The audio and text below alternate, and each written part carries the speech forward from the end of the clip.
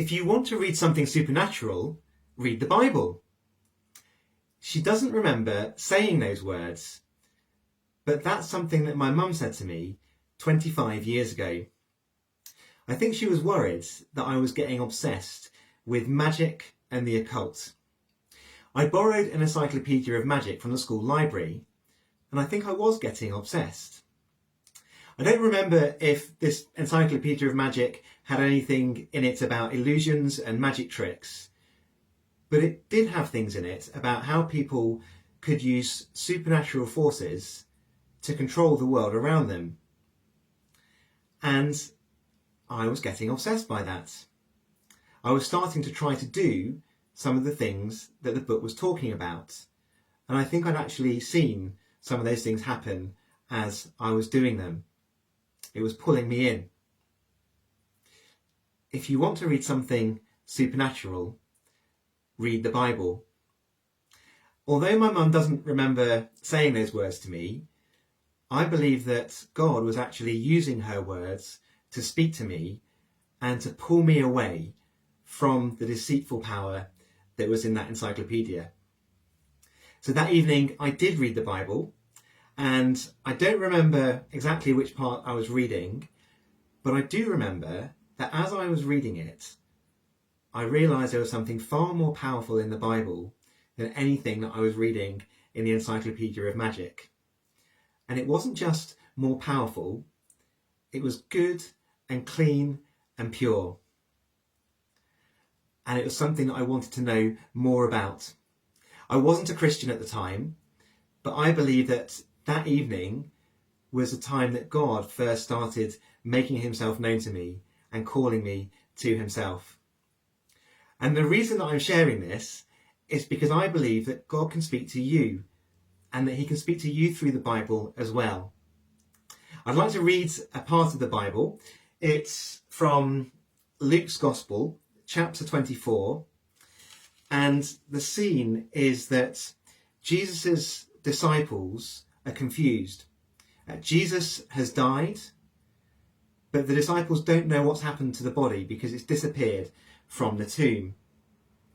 So this is Luke chapter 24. Now, that same day, two of them were going to a village called Emmaus, about 7 miles from Jerusalem. They were talking with each other about everything that had happened. As they talked and discussed these things with each other, Jesus himself came up and walked along with them, but they were kept from recognizing him. He asked them, "What are you discussing together as you walk along?" They stood still, their faces downcast. One of them, named Cleopas, asked him, "Are you the only one visiting Jerusalem who does not know the things that have happened in these days?" "What things?" he asked. "About Jesus of Nazareth," they replied. "He was a prophet, powerful in word and deed before God and all the people. The chief priests and our rulers handed him over to be sentenced to death, and they crucified him. But we had hoped that he was the one who was going to redeem Israel. And what's more, it's the 3rd day since all this took place. In addition, some of our women amazed us. They went to the tomb early this morning, but they didn't find his body. They came and told us that they had seen a vision of angels who said he was alive. Then some of our companions went to the tomb and found it just as the women had said, but they did not see Jesus."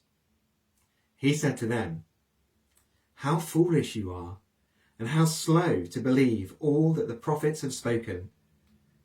Did not the Messiah have to suffer these things and then enter into his glory?"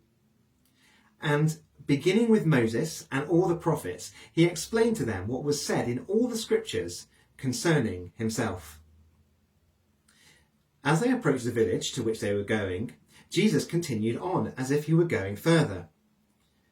But they urged him strongly, "Stay with us, for it's nearly evening and the day is almost over." So he went in to stay with them. When he was at the table with them, he took bread, gave thanks, broke it, and began to give it to them. Then their eyes were opened. They recognized him, and he disappeared from their sight. They asked each other, "Were not our hearts burning within us while he talked with us on the road and opened up the scriptures to us?" Were not our hearts burning within us as he opened up the scriptures to us? Well, that's something that I have experienced. And in fact, I think it's something that every Christian has experienced. Our hearts burning within us as the scriptures, the Bible, is opened up to us. And that happens especially when we come to see that the whole of the Bible is all about Jesus, and Jesus himself is all about God. I don't know if you picked up on that in terms of what it says Jesus said to them when he was explaining the scriptures. I'll read it this bit again. "And beginning with Moses and all the prophets, he explained to them what was said in all the scriptures concerning himself." So Jesus took the Bible and said, all of this is about me. And if I hold up sort of this Bible to you, and in terms of the bit of the Bible that Jesus had at the time when he was talking to his disciples, so this is the Old and New Testament. This thick bit is the Old Testament, everything that was written before Jesus was born, and then the thin bit is everything that was written after Jesus had been born, lived, died, risen again from the dead, and ascended into heaven. So when Jesus was speaking to his disciples, to the followers, this is what he was telling them about, everything that was written before he was born. And this could give you a false impression of the size of the Bible. The print is very small. So if it was set out as a sort of more normal size print in a book, it would be more like this in a few different volumes. So here, everything up to here is the Old Testament that was written before Jesus was born. So the books of Moses, Genesis, Exodus, Leviticus, Numbers, Deuteronomy, prophets, historical books, poetry, all of this before Jesus. And these two books at the end written after Jesus. And Jesus said that all of this was written about him. And as he spoke to them, their hearts were burning within them. And that happens when we come to see that all of the Bible is all about Jesus. And then when we realise that Jesus is all about God, when we look at him, when we understand him as he's presented in the Bible, then we know who God is. And we know that he loves us and that he has sent Jesus to us so that we can know him and so that we can enjoy the relationship with him that we were designed for.